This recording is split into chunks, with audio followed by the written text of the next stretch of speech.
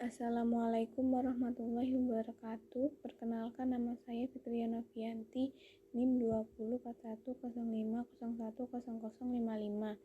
Di sini saya akan menanggapi video dari Bapak Abdul Wadud Nafis mengenai ekonomi tertutup dengan kebijakan pemerintahan. Pengertian ekonomi tiga sektor.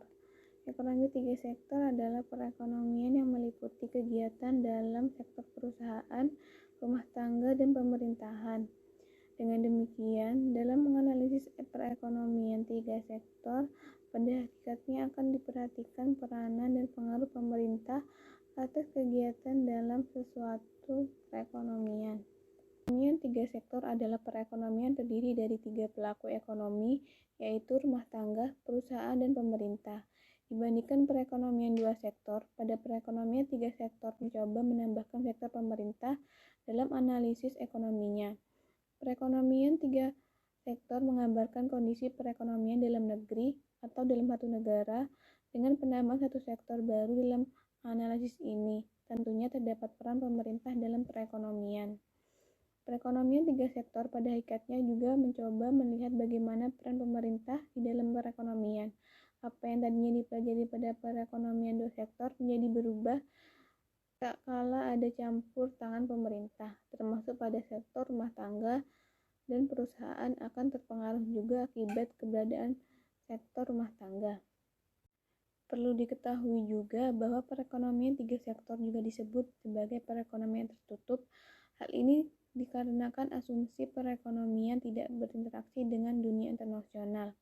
Interaksi ekonomi hanya terjadi dalam negeri, artinya barang atau jasa hanya diproduksi dalam negeri dan hanya akan dikonsumsi oleh sektor rumah tangga dalam negeri.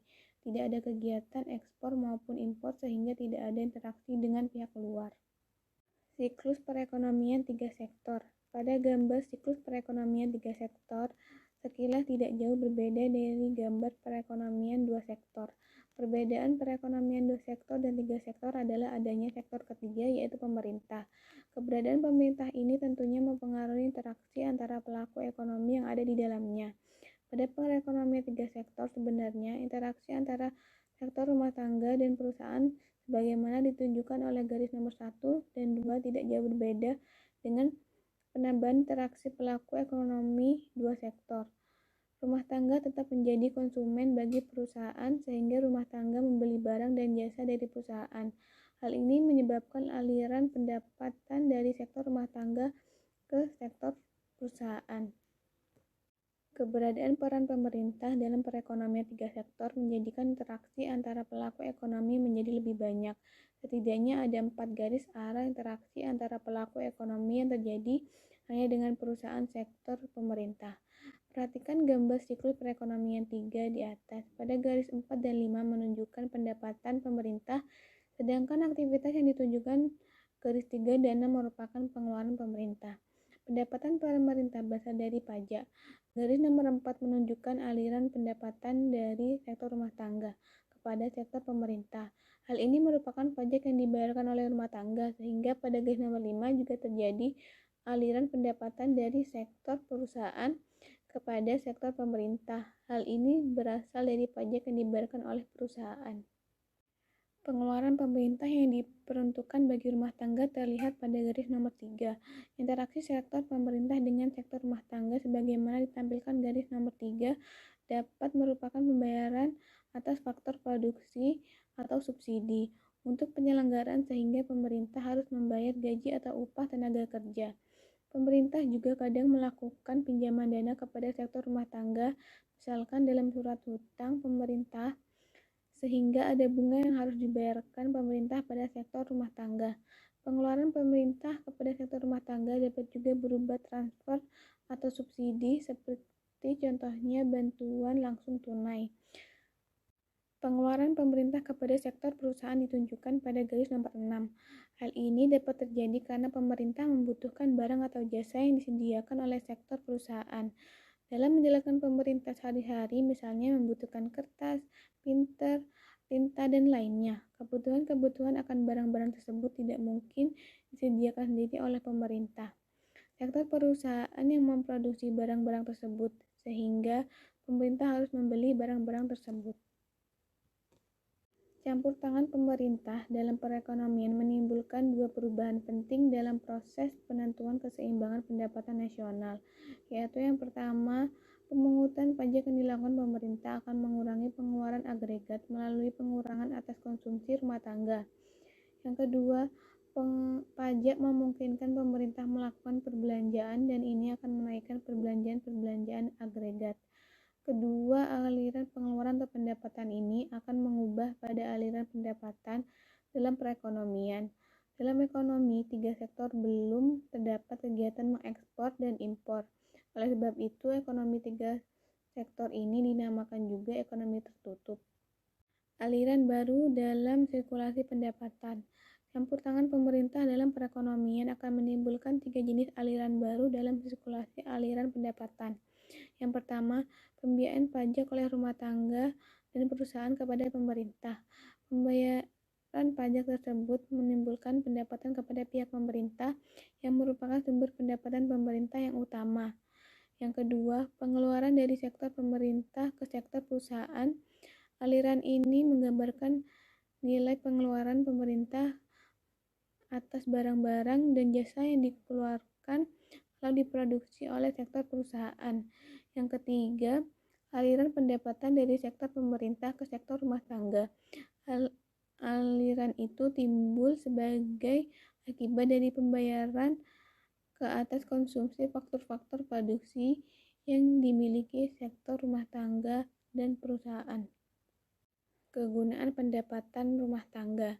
Pendapatan yang diterima rumah tangga atau Y akan digunakan untuk memenuhi tiga kebutuhan: membayar dan membiayai jangkauan konsumsi atau C, dengan sebagai tabungan S, dan membayar pajak pendapatan rumah tangga T. Dalam persamaan, Y sama dengan C tambah S tambah T. Dalam gambaran tersebut, tetap dimisalkan bahwa tabungan rumah tangga dipinjamkan oleh lembaga keuangan kepada para pengusaha yang menanam modal. Syarat keseimbangan. Pengeluaran yang dilakukan oleh berbagai pihak dalam perekonomian tersebut meliputi tiga jenis perbelanjaan: konsumsi rumah tangga C, investasi I, dan pengeluaran pemerintah membeli barang dan jasa atau G.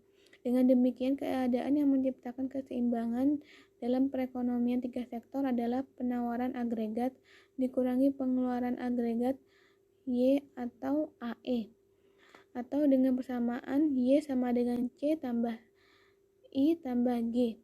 Kegiatan sektor perusahaan untuk memproduksi barang dan jasa akan mewujudkan aliran pendapatan ke sektor rumah tangga atau gaji dan upah, sewa dan bunga dan keuntungan, dan aliran ini sama nilainya dengan pendapatan nasional Y. Pendapatan rumah tangga digunakan untuk membiayai konsumsi C, ditabung S, dan membayar pajak T. Dengan demikian, berdasarkan aliran pendapatan yang wujud dalam perekonomian tiga sektor, berlaku kesamaan berikut: Y sama dengan C tambah S tambah T. Uraian yang terdahulu telah menunjukkan bahwa dalam keseimbangan berlaku kesamaan berikut: Y sama dengan C tambah I tambah G. Sedangkan pada setiap tingkat pendapatan nasional berlaku kesamaan Y sama dengan C tambah S tambah T.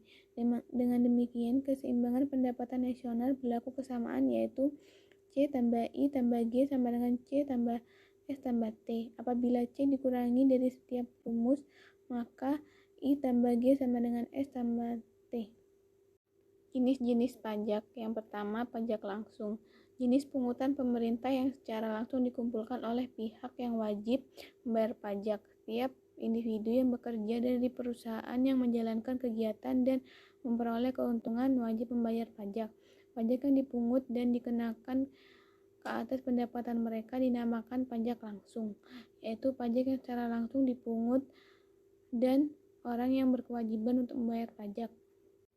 Yang kedua, pajak tak langsung. Pajak yang bebannya dapat dipindah-pindahkan kepada pihak lain. Pajak tidak langsung juga dapat didefinisikan sebagai perpajakan pada individu atau entitas pada akhirnya ditawarkan oleh orang lain. Badan yang mengumpulkan pajak kemudian akan mengirimkannya atau melaporkannya kepada pemerintah. Bentuk-bentuk pajak ada 3, yaitu pajak regresif, pajak proporsional, dan pajak progresif. Efek pajak atas konsumsi dan tabungan. Dalam perekonomian 3 sektor, akibat adanya pajak pendapatan disposable telah menjadi lebih kecil dari pendapatan nasional. Dalam perekonomian telah mengenakan pajak. Perhubungan di antara pendapatan disposable dan pendapatan nasional dapat dinyatakan sebagai persamaan berikut. Y delta sama dengan Y dikurangi T. Penurunan pendapatan disposable akan mengurangi konsumsi dan tabungan rumah tangga. Hal ini disebabkan karena pajak yang dibayarkan mengurangi kemampuan untuk melakukan pengeluaran konsumsi dan menabung. Sekian dari saya, kurang lebihnya mohon maaf. Wassalamualaikum warahmatullahi wabarakatuh.